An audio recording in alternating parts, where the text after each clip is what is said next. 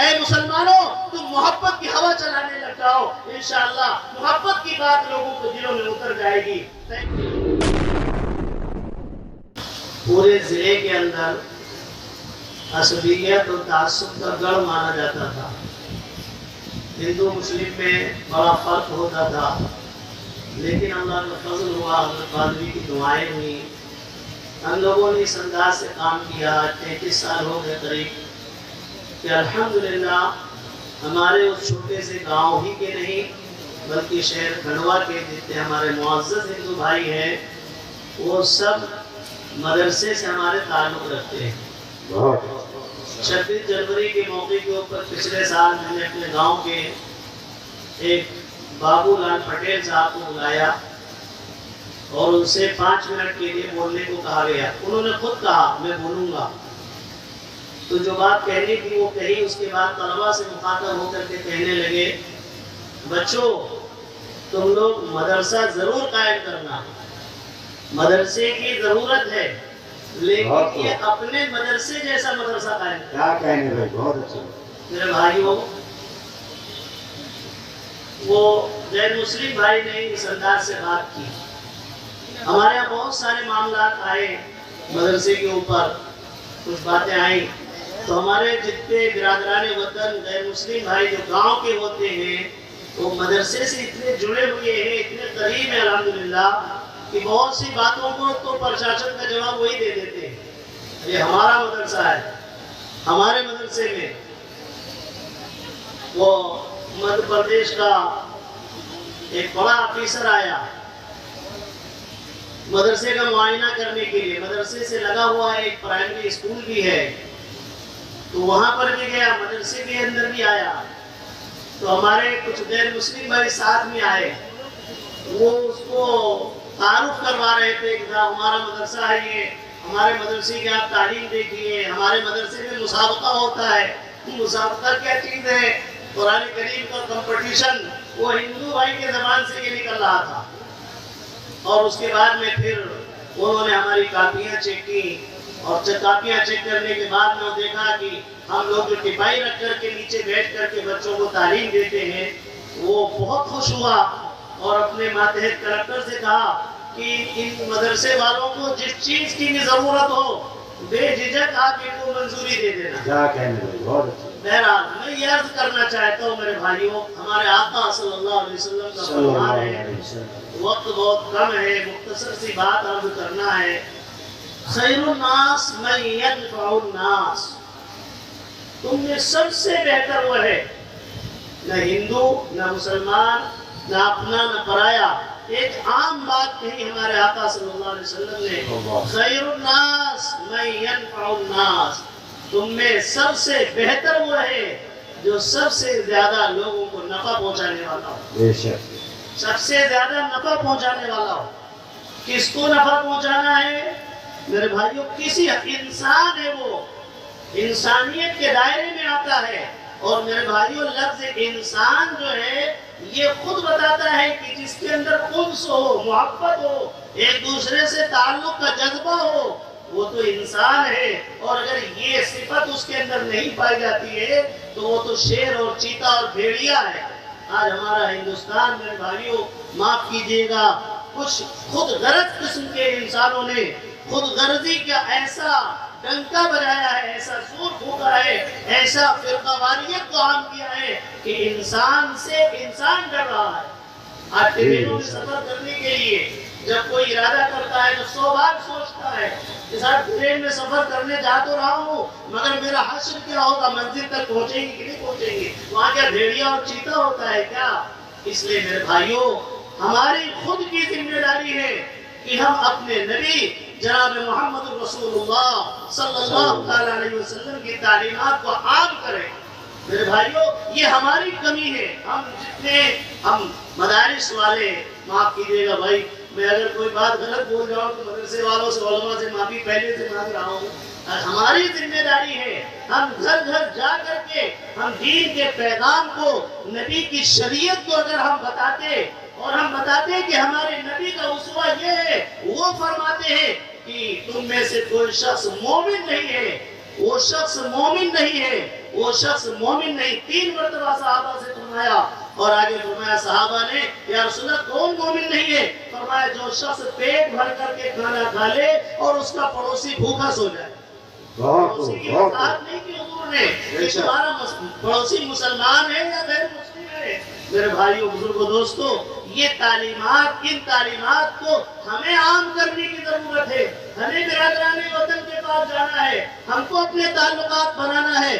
زہر گھولنے والے تو زہر گھولتے رہیں گے، لیکن جب محبت کی ہوا ہم چلائیں گے تو انشاءاللہ محبت کی ہوا ہر گھر میں پہنچے گی. اور ابھی میرے ساتھ ایک قصہ پیش آیا، میں آپ کو ایک نمونے کے طور پر بتاتا ہوں. 2 چیزیں جو میں نے قرآن کریم کی آیت پڑھی ہے، اس میں اللہ نے فرمایا وَاعْتَصِمُوا بِحَبْلِ اللَّهِ جَمِيعًا. اے بندو، اے میرے بندو، اے انسانوں، تم میری رسی کو مضبوطی سے پکڑ لو. چاہے جس دھرم کا ماننے والا ہو، چاہے جس خیال کا آدمی ہو، اگر اللہ سے اس کا تعلق ہے، دھارمک آدمی ہے، اپنے دھرم پر عمل کرنے والا ہے، تو میرے بھائیوں سارے دھرم جا کر کے ایشور کا کوئی انکار نہیں کرتا، اللہ کا کوئی انکار نہیں کرتا. دنیا میں چند ہی قسم کے ایسے لوگ ہوں گے جو اللہ کا، خدا کا انکار کرنے والے ہوں گے، ورنہ سارے مذاہب والے، سارے دھرم والے اس بات کا اقرار کرتے ہیں کہ اللہ اور ایشور ایک ہے. ایشور کو سارے کے سارے ماننے والے ہیں. وہ ایشور کہہ رہا ہے اے انسانوں، تم میری رسی کو میرے بتائے ہوئے طریقے کے مطابق عمل کرنے لگ جاؤ. وَاعْتَصِمُوا بِحَبْلِ اللَّهِ جَمِيعًا وَلَا تَفَرَّقُوا. آپس میں فرقہ بازی مت کرو، تفرقہ مت کرو، اتحاد کو ختم مت کرو. وہ اللہ کہہ رہا ہے تو تم کامیاب ہو جاؤ گے. آج میرے بھائیوں بزرگ دوستو، ہماری ذمہ داری ہے کہ ہم اس پیغام کو ہر گھر میں عام کریں. تو ہمارے ساتھ ایک واقعہ پیش آیا. ابھی جمعے کے دن کی بات ہے. یہ میں واپس آیا، میرے ساتھ میں میرا لڑکا تھا، مولانا حذیفہ تھا. یہ لکھنؤ اودھ بس اسٹاپ کے اوپر ہم ایک دم سائیڈ میں کنارے کھڑی تھی ہماری گاڑی، اور کسی کے انتظار میں ہماری بیٹی اور داماد آنے والے تھے، ان کے انتظار میں ہم کھڑے ہو گئے. تھوڑی دیر کھڑے رہے، اتنے میں 2 آدمی آئے، موٹر سائیکل پہ آئے، ہیلمٹ ان کے ہاتھ میں، جس طرف ہماری گاڑی تھی اس طرف ان کا ہیلمٹ تھا. وہ لا کر کے میرے لڑکے کو جو سیٹ کے باہر کھڑا تھا اس سے ٹکرا دیا، اور میں گاڑی کے اندر بیٹھا ہوا تھا. ٹکرانے کے بعد میں ایک کی آواز نکلتی ہے، وہ جملہ بول کر کے، مجھے اتنے بڑے مجمع میں شرم آتی ہے، گالی دے کر کے بولا مارو اس کو. یہ جملہ تھا، گالی دے کر کے. اس کے ان الفاظ کو سن کر کے میں باہر نکلا، لیکن میرے باہر نکلنے سے پہلے میرے بھائیوں، میں اسٹیج پر بیٹھا ہوں، میرے برادران وطن بھی یہاں پر بیٹھے ہوئے ہیں، میں ان سے کہتا ہوں آج بھی انسانیت باقی ہے کسی نہ کسی درجے میں، باوجود اس کے کہ پورے ہندوستان کے کونے کونے میں زہر گھول دیا گیا ہے، لیکن انسانیت باقی ہے. میں اپنی بائیں سیٹ سے نکل کر کے پیچھے سے جب تک میں سامنے آؤں، اس سے پہلے ایک میرا غیر مسلم بھائی وہاں پر کھڑے ہو کر کے سخت انداز میں اس سے بات کی. غلط بات ہے، تو جو ہے زبردستی دباؤ ڈال رہا ہے، سراسر غلطی تیری ہے، میں سامنے کھڑا ہوں، اور اس کے بعد تو پریشر ڈال رہا ہے، دباؤ ڈال رہا ہے. میرے بھائیوں، اس اللہ کے بندے کا آنا یہ اللہ کی دیوی مدد تھی، دیوی نصرت تھی، اور اس کے دل آخر تک کے وہ جمع رہا اور ان سے بحث کرتا رہا. اتنے میں 2 پولیس والوں کو اسی نے بلایا اور معاملے کو رفع دفع کیا تقریباً آدھے سے پون گھنٹے تک.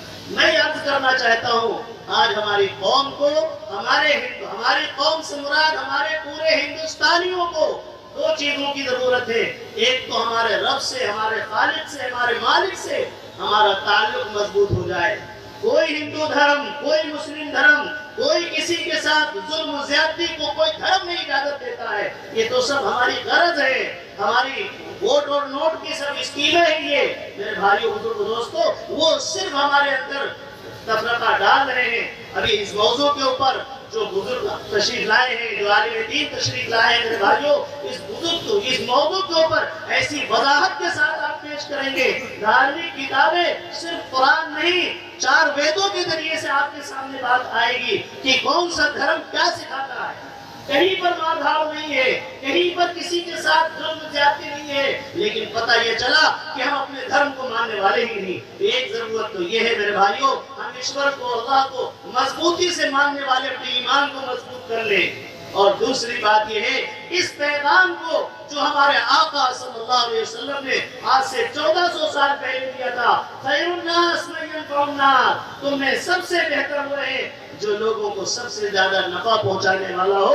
میرے بھائیوں، نبی کی سیرت کو اٹھا کر کے دیکھو، جانی دشمن آیا ہوا ہے، ننگی تلوار حضور پاک صلی اللہ علیہ وسلم کی خود لے کر کے کھڑا ہو گیا، اب بتاؤ تمہیں کون بچائے گا؟ یہ ایسے مشہور قصے ہیں میرے بھائیوں، ان کو ہم سن لیتے ہیں مگر ایک کان سے سن کے دوسرے کان سے اڑا دیتے ہیں۔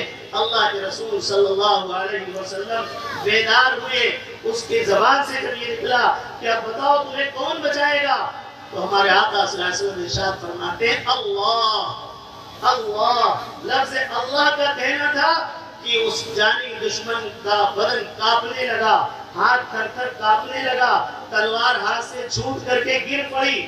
اب ہمارے آقا صلی اللہ علیہ وسلم نے تلوار اپنے ہاتھ میں اٹھائی اور کہا اب بتا تجھے کون بچائے گا۔